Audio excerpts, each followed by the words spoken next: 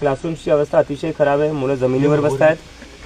ब्लॅकबोर्डच्या नावाखाली काय केलेले, भिंतीवर काळा रंग मारण्यात आला आणि त्यालाच ब्लॅकबोर्ड म्हणून वापरतायत.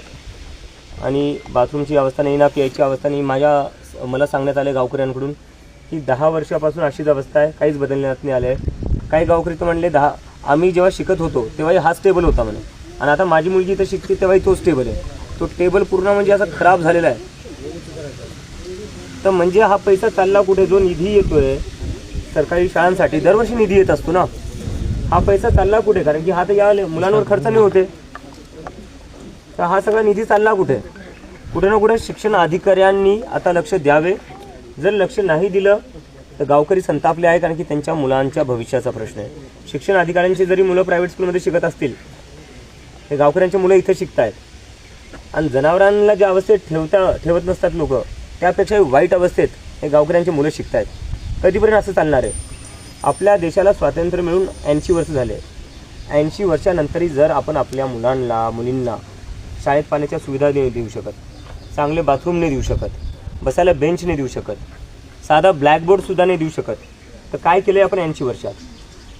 हे इतके जे आमदार आहेत, खासदार आहेत, मंत्री आहेत, काय केलं आहे यांनी? कोणता विकास केला आहे? काय नुसतं त्यांना हेलिकॉप्टरमध्ये फिरून द्यायला निवडून आणलं होतं का? हे लहान लेकरे यांचेच आई वडील असतात, जे दिवसभर रांगेत उभा राहून मतं देतात यांना. काय केले यांच्या लहान लेकरांसाठी? सांगा, कोणत्या मंत्र्यांनी सांगावं, आमदारांनी सांगावं, खासदारांनी सांगावं, काय केले? मतं मागायला येतात तुम्ही. या शाळेची अवस्था कोणी येऊन पाहिली आहे का आजपर्यंत? आले का कोणी या शाळेत? नाही सर. कोणता आमदार आलाय, कोणता खासदार आलाय? मग येता कशाला तुम्ही? फक्त मतं मागायला येसाल तुम्ही. जे मुलं कोणत्या अवस्थेत शिकतायत हे बघायला कोण येणार आहे, आणि कोणाची जबाबदारी आहे? यांना कशासाठी निवडून दिलेले आपण? यांना काय फक्त हेलिकॉप्टरमध्ये फिरायला निवडून दिलेले का? सरकारी शाळा सुधारण्यात आल्या पाहिजे.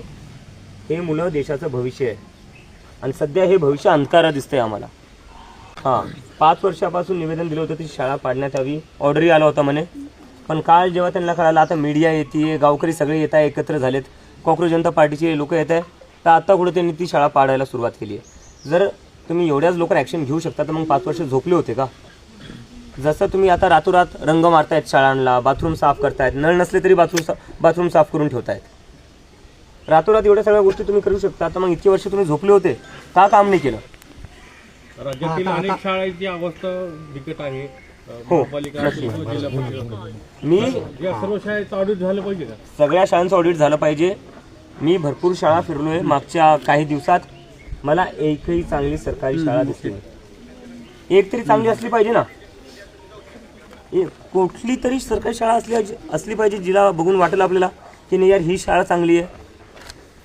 एकही शाळा चांगली नाही. तर ह्या लोकांनी केलं काय? हे काय सरकार चालवत आहे? हे काय प्रशासन चालवत आहे? या भागातील आमदार मुख्यमंत्र्यांच्या अत्यंत जवळचे आहेत, पण शाळेकडे दुर्लक्ष आहे. रस्ते मात्र शिवरस्ते करतायत, ते शाळेचे रस्ते करत नाहीत. नाही, रस्ते करा तुम्ही, चांगली गोष्ट आहे, रस्ते झाले पाहिजे, पण शाळेचं काय? भविष्य तर शाळेतून घडणार आहे देशाचं. काय भूमिका असणार काँग्रेस जनता पार्टीची? काँग्रेस जनता पार्टीची हीच आहे की जेवढ्याही सरकारी शाळा आहे आपल्या राज्यातल्याच नाही देशभरातल्या, त्या सगळ्या शाळा ठीक करण्यात याव्या, चांगल्या करण्यात याव्या. तिथं ज्या मूलभूत सुविधा आहेत त्या भेटाव्या.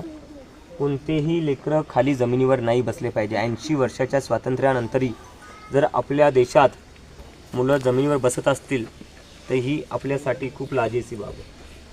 प्यायला पाणी नसेल आपल्याला लाज वाटली पाहिजे, बाथरूम चांगले नसतील आपल्याला लाज वाटली पाहिजे या गोष्टीची. आणि अजून किती वर्ष असं राहणार आहे आपण?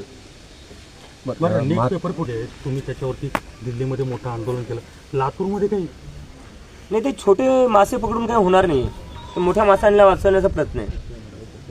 जे आहे त्यांच्यावर कारवाई झालीच पाहिजे, पण जे मोठे लोक आहेत जे सिस्टममध्ये बसलेले आहेत वरती, त्यांच्यावर कधी कारवाई होणार?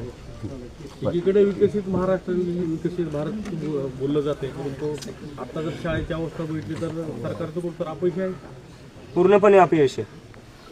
काय विकसित केलं ते कळत नाही मला. अजूनही पत्राच्या शाळा असल्या पाहिजे, पत्र टपकता येते.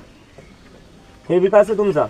मुलांना प्यायला पाणी नाही आहे, बाथरूममध्ये पाण्याची सुविधा नाही आहे, बाथरूम वापरण्यालायकीचंही नाही आहे. या लहान मुलींनी कुठं जायचं? सुप्रीम कोर्टाने एक नीट पेपर फुटी प्रकरणाचं सुप्रीम कोर्टाने एक टिप्पणी केलेली आहे, NTA ला सक्षम करायला पाहिजे. कशाची वाट बघतोय? मी तर म्हणतो NTA ला डिसबॅन केलं पाहिजे, सक्षम नाही. NTA काही कामाचं राहिलेलं नाही आहे, ते पूर्ण कॉन्ट्रॅक्ट बेसिसवर चालतं, कॉम्प्रोमाइज झालेले आहे आणि त्याला सक्षम करून काहीच होणार नाही. डिसबॅन करा, एक सरकारी कमिशन असलं पाहिजे. तुमच्या आंदोलनात